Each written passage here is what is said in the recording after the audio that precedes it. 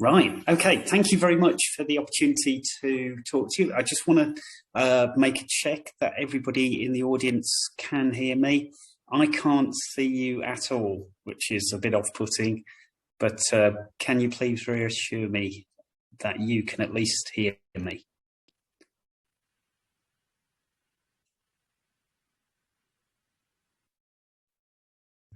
Yeah, we can hear you all right. That's great. Okay. Thank you. Right. So what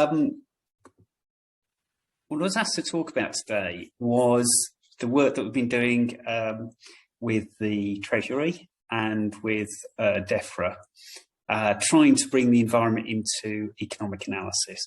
And I'm going to illustrate it with a topic that we're working on with them both now, which is trying to address the massive increase in woodlands that the government has committed to as part of its net zero undertakings.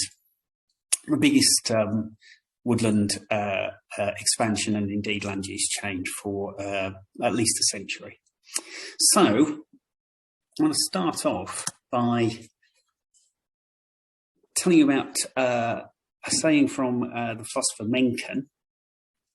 And he said that for every complex problem, there's an answer that is clear and simple and wrong.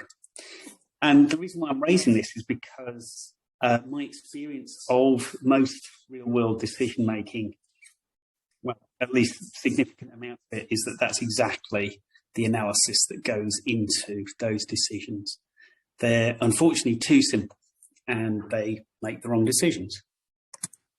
So let's look at a real world problem, a complex problem, such as, for example, economic growth. Well, first of all, you'll find a lot of environmental analyses which see economic growth in very negative terms. But we have to remember that there's some pretty good upsides to economic growth. So if you can see there the 120-year period that is shown on those two graphs, you can see moving left to right, we see a massive increase in both incomes, but also life expectancy across the world. Now, that's far from even.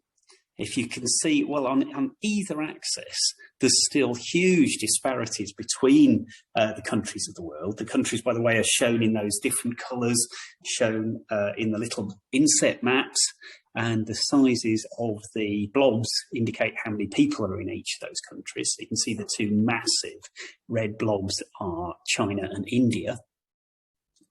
But you can see that for virtually all countries that economic growth has actually delivered across these two very important dimensions.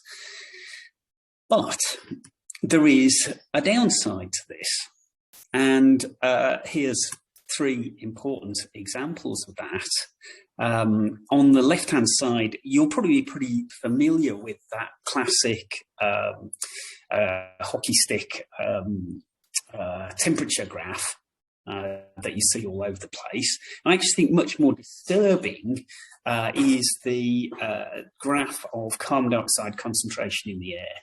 So there you've got a 1,000-year time horizon being looked at there, and you can see the colossal increase in carbon dioxide, really, to be honest, taking off almost vertically from about 1950. It was growing before then, but since then, it's absolutely gone through the roof, as you can see.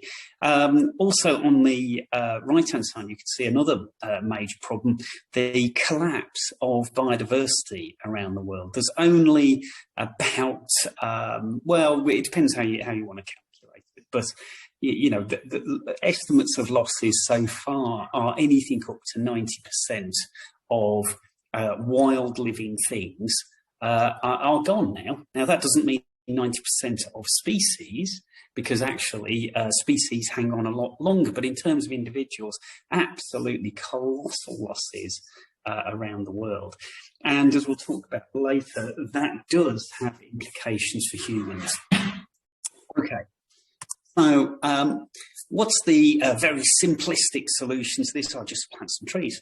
that'd be fine, absolutely grand, sorted, can all go home. The reality is that the world is not as simple as that. And in particular, a theme that I want to develop right the way through, the real world is integrated, by which I mean it is joined together. Really simple examples start off with decisions about farming and forestry affect each other. Okay, and if you look at a decision, say, for example, about trying to plant more trees, then you've got to realise that this will generate multiple effects across multiple dimensions. It will, of course, store carbon. Well, if you put trees in the right place, it will. It'll contribute towards addressing that climate catastrophe, which is unfolding. But you've got to think about the other impacts as well: food production, imports and carbon leakage, jobs, income, diversity, on and on and on and on. Now, at this point, you might be thinking, well, this is all very obvious. But unfortunately,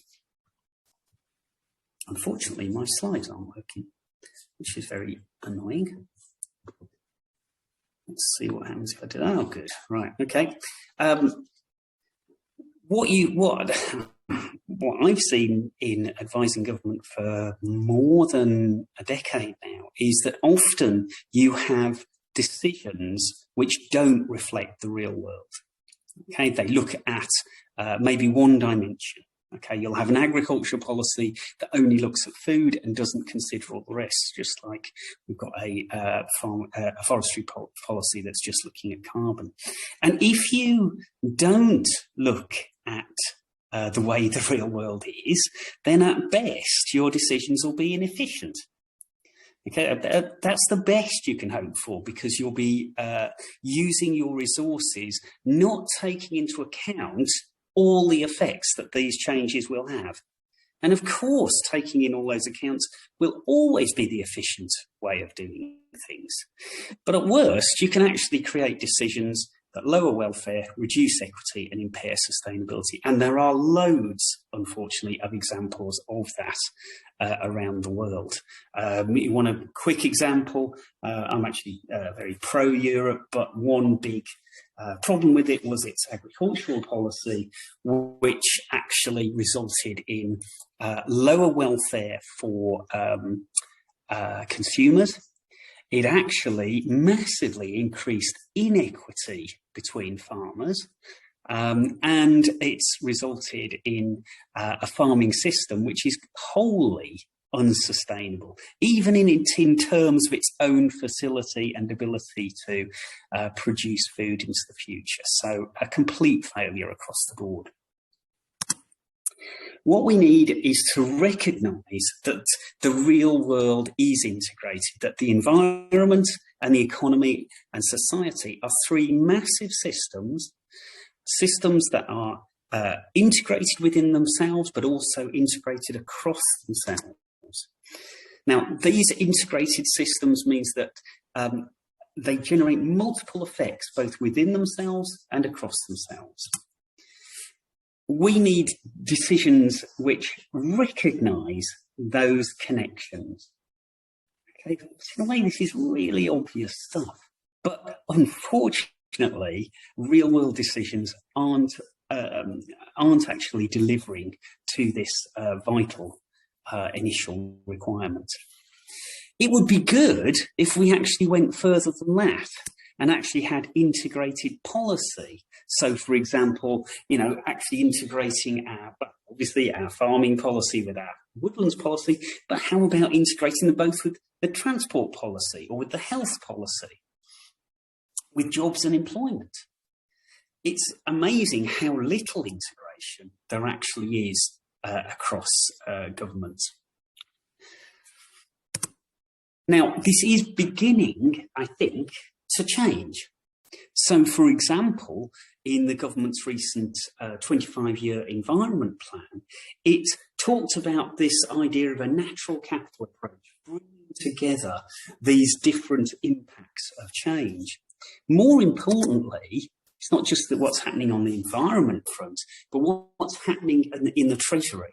And the Treasury have actually been real leaders here, and they've actually brought in this more integrated approach through this thing called the natural capital approach to decision making. So what is this natural capital approach? It's an attempt to integrate natural science and economics to enhance real-world decision-making. I can simplify it, I hope, fairly easily. First of all, it recognises that there is a type of capital that is delivered by nature. Okay, we've only really got two inputs here. We've got the Earth itself and sun energy inputs.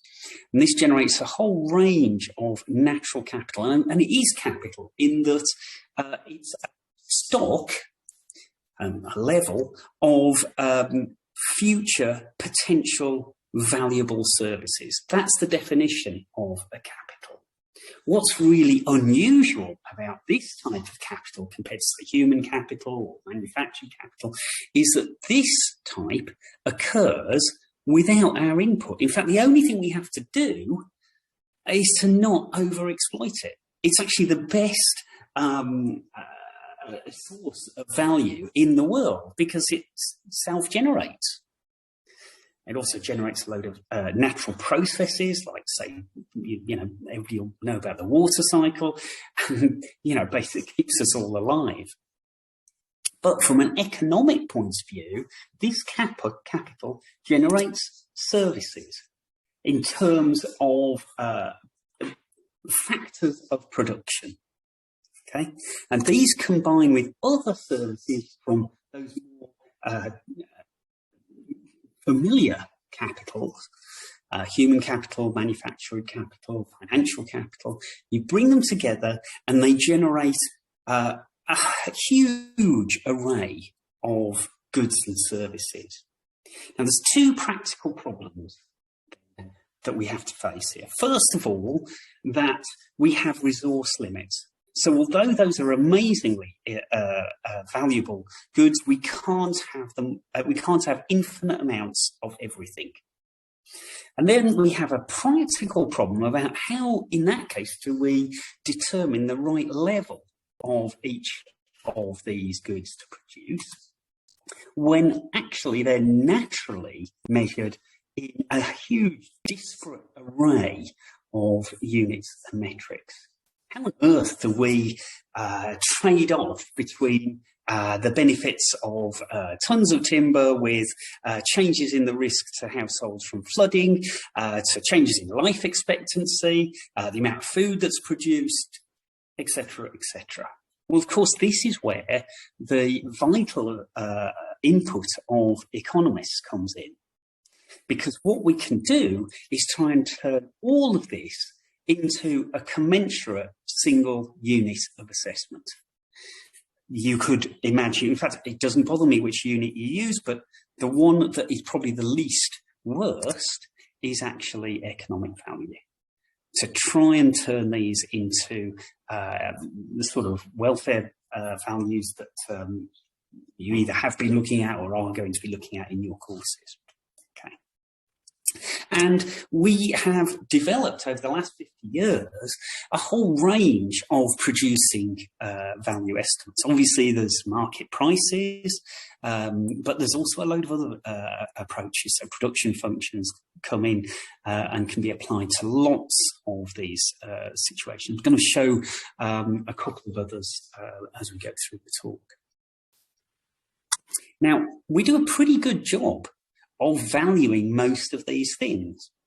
And that's great. That means we can begin to trade off across many of these things. But one that I don't believe we can is with respect to the value of wild species, biodiversity, and the existence of species into the future.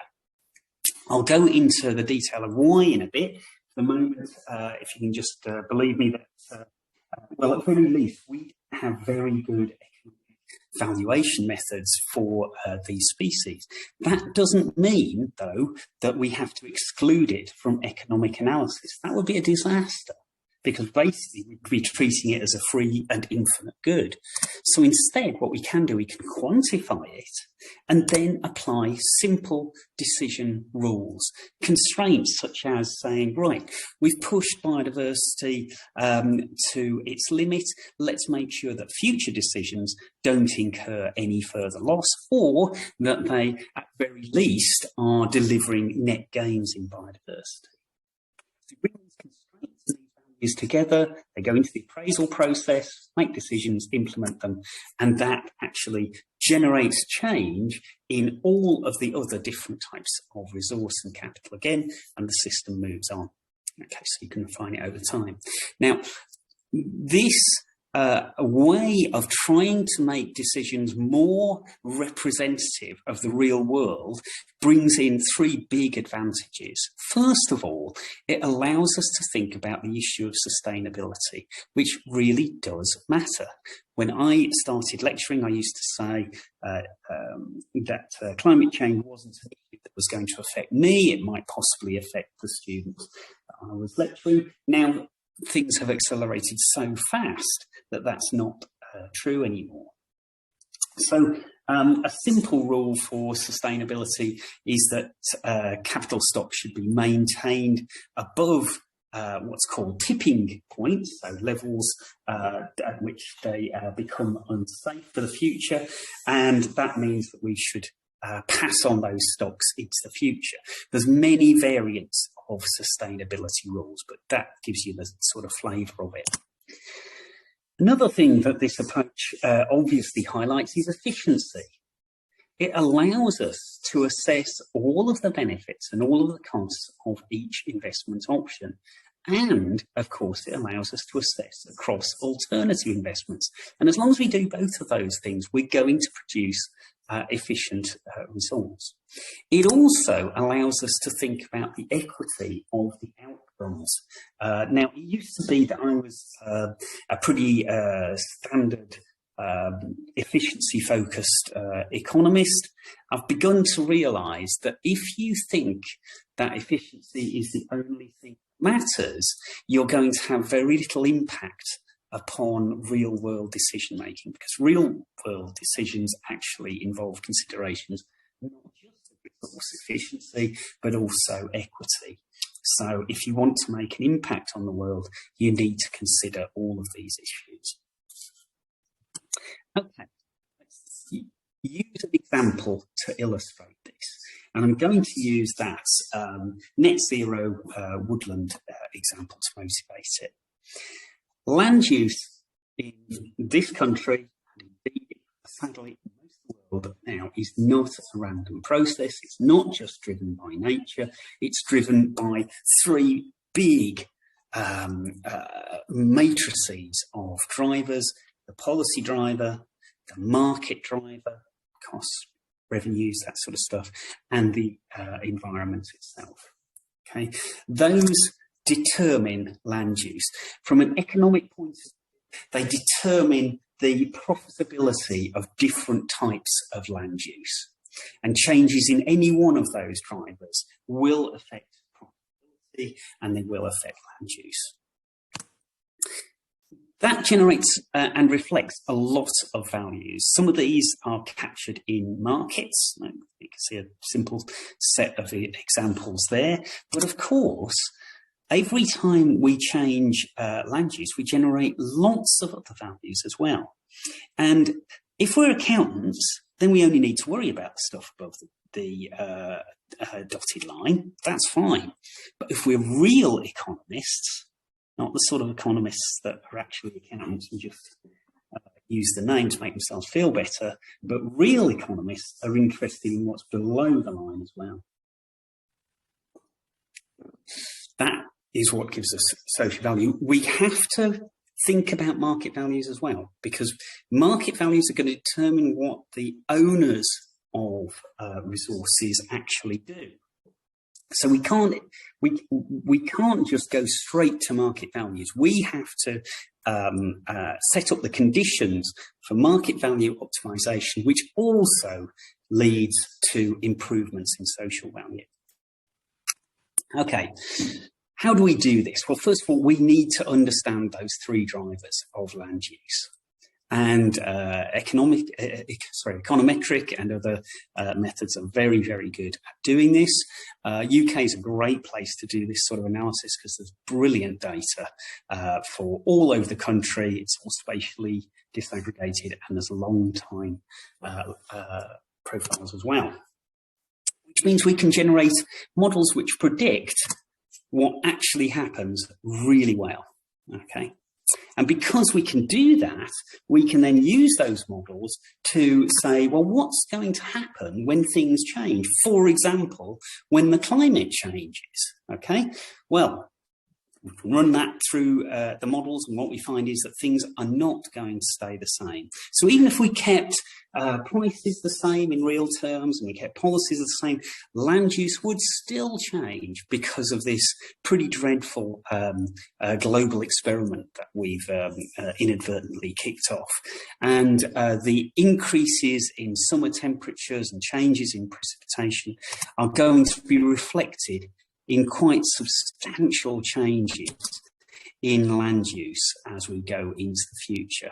Within the UK, what we're going to see is a lot more of the country becoming a sort of breadbasket as we become much warmer and drier in summer. But that's going to affect lots of other things as well. And one of the things that my own group has pioneered is trying to generate integrated models where you look at all those drivers, you look at the consequences of them, and then you look at the second round consequences. So, for example, more cereals being produced is going to result in lots more water pollution as fertilizer usage increases. That then goes on to another set of models that tell you about how this is going to impact upon ecological quality, both in the water and on the land. And then you can begin to think about the values that that's going to generate. Some of those you will be able to get from markets, but others you won't. I want to illustrate one of those non-market values to show you one of the valuation methods in action. So let's look at recreation values. So open access recreation. How can we work out how much people value their outdoor recreation? Well, again, got fabulous data in the UK. So we know from large sample surveys of households where those households live, which places they visit, the routes they take, and how often they visit those different sites.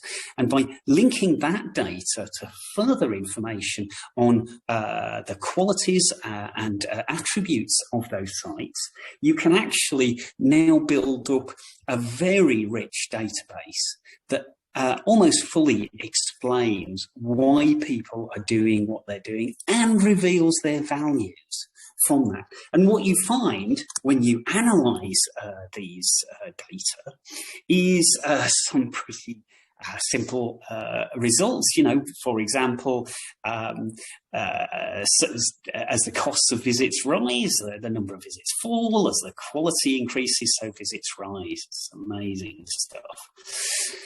But what it really allows you to do is now quantify and value those relationships. We know those are the relationships that are out there, but how much are these different experiences worth? And that allows us in turn to work out the value of changing the environment. What is the value, for example, of cleaning up rivers or actually creating new opportunities for people to recreate? We can find it out. No crazy methods here. All you're relying on is people's behaviour. Okay. And you can do this across the whole country. One of the things, again, we specialise in is bringing space and location into analyses.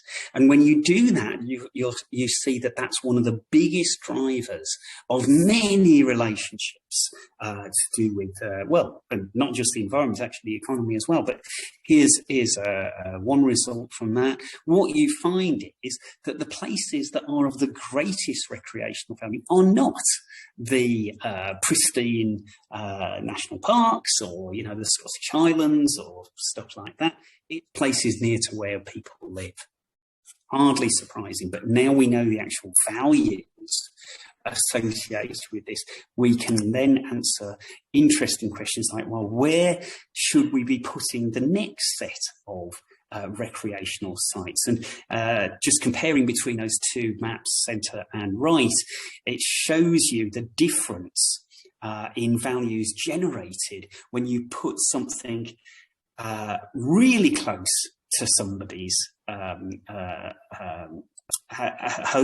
that's on the right hand side, compared to, you know, some distance away. Okay, those are on the same colour scale, and you can see that the ones on the right are much higher than the values in the centre, a factor of, you know, 20, 25 times higher.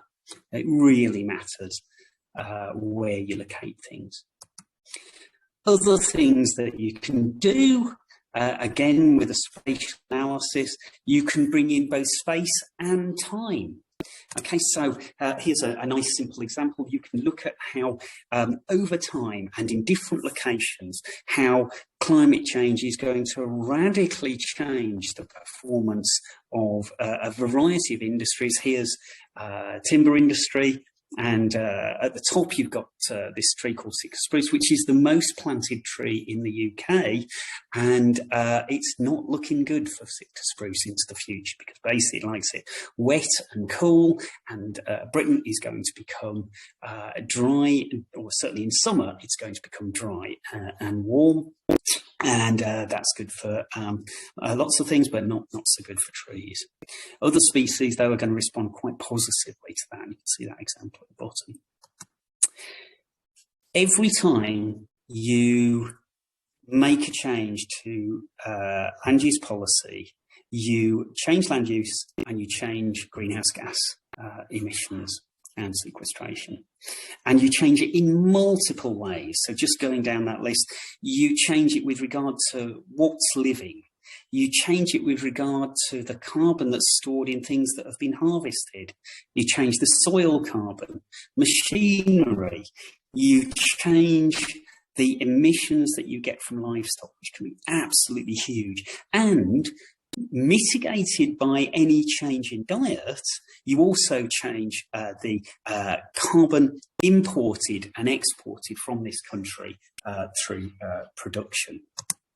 And when you do this, you find that different industries have radically different emission profiles. See that agriculture on the left is generally a high emission activity. Woodlands on the right, generally a very low emission, in fact, greenhouse gas removal undertaking, except when you plant trees on peatlands, dries them out, actually emits huge amounts of greenhouse gas into the air. Not a very good idea. Okay, we also need to think about long-term storage. Depends what you do with the stuff as to how much that carbon is stored for how long. Mentioned about biodiversity before. We might not be able to value it, but we can look at how changes in drivers alter land use, alter biodiversity. We can do this for multiple taxonomic groups. And you can find out how, for example, climate change is going to cause some pretty negative effects for certain species into the future. What do we do about biodiversity, though, if you want to bring it into economic analyses?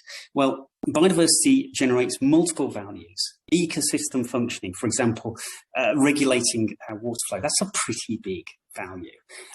It supports production processes through, for example, pollination. People like looking at nature, that's another value. People like thinking about nature. That's a non-use value. Now, some of these things we have considerable scientific uncertainty about. Other things we have considerable valuation uncertainty about. So we know that it's valuable, but we can't reliably value it in money terms. So what do? Well, we definitely don't do nothing. Instead, we can bring in these new rules to, for example, require biodiversity loss is stopped or to deliver net biodiversity gains. Here's some examples, though, of how those rules can be applied. So you could say, right, you're going to have to, if you build some houses, you're going to have to offset next door. Okay, you're going to have to restore some biodiversity next door. Alternatively, we could say, right, put that that compensation next where people will most appreciate it. Alternatively, you could say, well, hold on, this is supposed to be biodiversity net gains, so why don't you put the compensation in the places that are going to be best for biodiversity? And you can see they're radically different places. And one of the problems we've got is that biodiversity net gains has just been written into law, but they haven't specified how to do it. And you can get very, very different results, not just in terms of locations, but in terms, for example, of the benefits and costs, the non-biodiversity benefits and costs of these different options, and the biodiversity changes that they generate. Okay, coming towards the end. This all seems, great, but the reality is that decision makers often have to make decisions pretty fast, and bringing in all these different issues is going to be difficult for them. So what you need is new decision support tools to actually deliver this. And there's the one that we've produced in Exeter, and if you're interested, just Google it and you can use it yourself. It's all open access and free. And there's another one in the USA, which also is free. Or you can pay huge amounts of money to consultancies who will then use our software for free. The software works at loads of different scales, really big nation states, right the way down to very small areas, including natural areas like catchments. And it can tell you about loads of different things that are going on. It can tell you, for example, what's going to happen in farming if you change things, not just in terms of quantities, but also in terms of money, and the same thing for the water environment, also for greenhouse gas emissions, flora, fauna, lots of other things. And I'll finish by telling you about an example that we have done for the UK government. Where should we be planting those forests? This massive expansion of forests that the government wants. Well, there's two ways to answer that question. We can answer it the way that it's always been answered in the past, which says leave it to the market, in the mistaken belief that the market will be efficient not just for the private goods that it is efficient at, but also for the public goods that actually are almost transparent to it. Well, if you do that, if you throw a load of money onto the table and say, right, we'll let the market fight it out, then really those people taking it up will be driven by how much subsidy you provide and how much money they're going to have to give up, for example, from not farming that land. They'll be a little bit interested in the timber, but that comes in, in 100 years' time, so it's not very of that much great importance, and they'll ignore everything else. And if you do that, then these are the places that you would expect to be planted with that 750,000 hectares that the government wants. It'll be an absolute disaster because it'll be planting in areas, for example, on peatlands, so it'll actually emit more carbon than it stores, in areas that are of no use for biodiversity, of absolutely no value to recreation, and the costs of getting people to do this will not be outweighed by benefits. So we'd be better off not planting any of this. Alternatively, we can use this natural capital approach, which basically just means use the information that's out there. We can target new woodlands according to all of these benefits across there. We can value most of them. Those that we can't value, we can put constraints on to make sure there's no loss. And if we do that, we plant in very, very different places. Okay, no planting on peat. We now store loads of carbon. We make sure that biodiversity is actually improved by this. You can see that a lot of the planting is now around urban areas, so there's great recreational benefits for that. And we add that all up, and it's a fantastic investment. Okay, I think I'm going to cut through the other things. I was just going to say, you know, okay, we've moved from that to me and my dog, plus now the answers are integrated and impactful. And I was going to show you this amazing project that we just got funded, which is really cool and really complex and looks at all that. And yeah, you really need to be, coming to Exeter if you want to do this properly. Okay, that's about it. Oh, we've had loads of impact on the government, by the way. Yeah, there you go. If you want to, there's loads of papers, and that's about it. So I'm hoping that that will give you a little bit of time to ask any questions you've got. Thank you very much, Leakage. You're welcome. Any questions?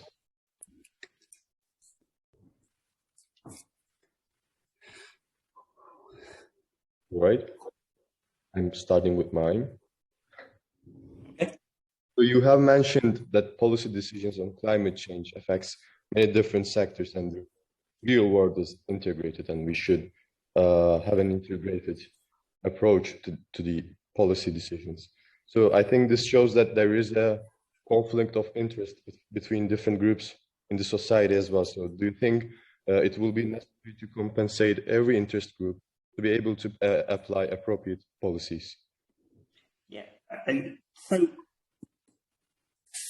the fact is that everybody has got a different interest in these things. That's why I can't stand that blooming term stakeholder analysis. What a load of rubbish. I'm afraid what you've got to say is interest group analysis. That's a much more honest assessment of what that is. And if you say that, now I'm much more interested. Everybody has different objectives here. The task of the skilled policymaker, public policymaker, is to set up incentives, and these can be both positive incentives like subsidies, like the ones that you suggested, but also negative incentives. Basically, well, at the real extreme, actually ruling some actions out, like saying, no, you actually can't destroy biodiversity anymore, or simply making it more costly to do certain things. For example, actually charging some groups for the pollution that they cause. All of these are available. The skilled decision maker adjusts the private incentives of people in the economy to maximise the social welfare payoff from that private action. That's really what decision makers should do. That should be their number one job. Do we have to compensate everybody? Well, you've got to think about, you know, what is government for? Government is for, well, a variety of things, but it's an attempt to try and maximise social well-being. You don't do just by making the environment great. You do it by also making sure that the economy is operating well, that people have got jobs, that the NHS is working, all that sort of stuff. This way of thinking applies to everything. This is not an environmental way of looking at things. This is an economic way of looking at things, where you actually think about all the benefits and costs of the options available to you, and you adjust incentives to actually try and maximise social welfare over those. My only caveat with that is that we are a long way off that in real world decision making. That's why I said at the start, you know, it'd be great to have integrated decisions with respect to each given policy. That would be a big improvement. Even better than that would be to have integrated policies. Okay, so that we did have, for example, a health policy that was integrated with our transport policy, that was integrated with our food policy, that was integrated with our environmental policy.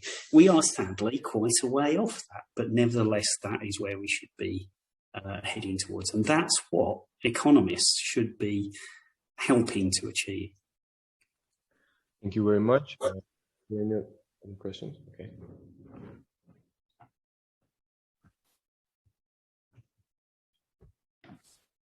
Hi, thank you so much for your speech. I had a question.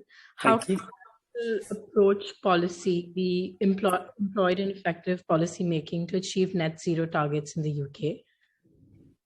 I'm sorry, you cut out right at the start. Could you just say your question, please? I'm saying how natural capital approach be used in policies to achieve net zero targets in the UK? Yeah, okay. This is not something that, you know, most academics, they whistle in and they say, oh, this is how things should be, but it's not the way it is, so I'll leave now. This is actually the approach that's being used now. So in the 2018 Treasury Green Book, so the Green Book is the guidelines for public spending, actually introduced the natural capital approach to public spending in the UK. We're still quite a bit off the curve of actually applying those rules, which is ironic. We have a situation where the Treasury is actually probably the most far-sighted and sustainability-orientated department in the government at the moment, which, you know, is certainly unique in my lifetime. It's quite amazing which way they're going, but they are actually looking at it and saying, right, we need to hit net zero. Why do we need to hit net zero? Well, it's a straight benefit and cost. If you don't do this, because you could decide, no, we're not going to do this. But if you do, then the costs are going to mount to a point where, even from a completely dispassionate objective, you will have made an incorrect decision for your society. So the Treasury are not doing this because they're sort of hand-wringing tree huggers. They're doing this because they realise that the costs of not doing it are mounting all the time. For example, every 5 years, Parliament commissions what's called a climate change risk assessment. 5 years ago, it said that the costs of climate change were already quite substantial. There was another report at the start of this year, and they had said because of the inaction since the previous report, the costs have now quadrupled. They're 4 times higher already of actually acting on this. So the Treasury are actually pushing quite hard for net zero, using this natural capital framework, saying, look, we need to address this, not because it's a nice thing for the bunnies. It's we need to do this because otherwise society will be worse off, particularly, by the way, in your lifetime. So the natural capital approach is being used, first of all, with regards to sustainability.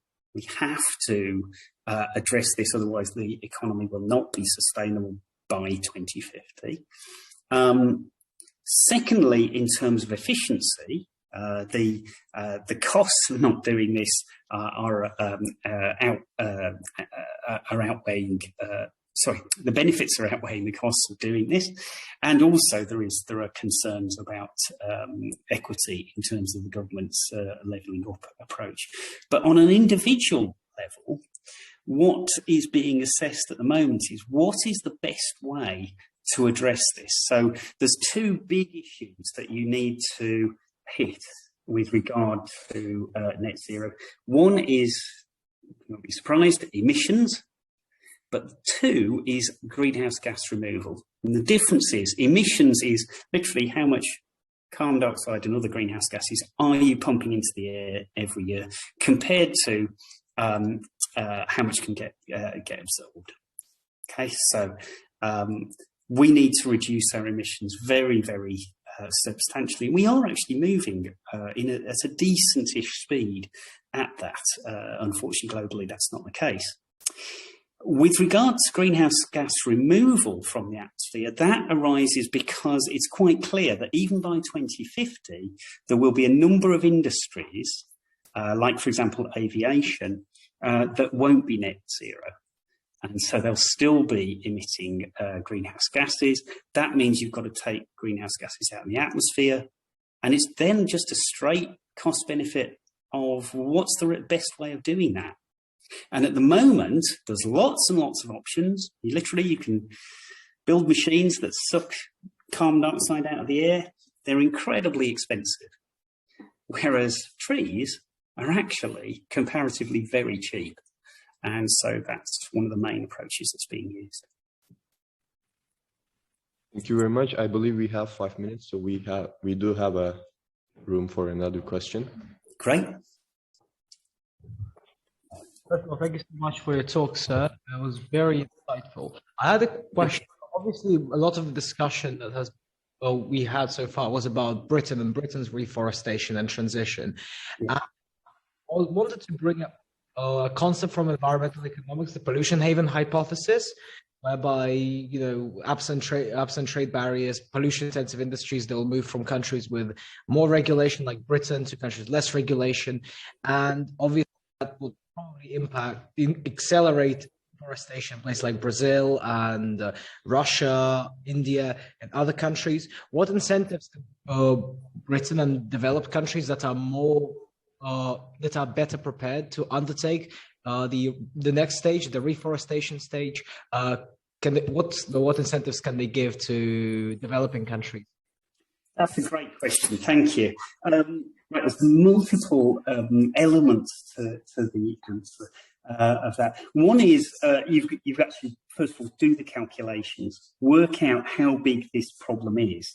So, for example, in the research that I skipped over right in this massive project that we're now leading, there's a big element of that on what's called carbon leakage, which is basically trade modelling. So there's a big global trade model called GTAP, and we use that to see to answer the question: if you plant a tree here, that means that you're not going to use that land for agriculture.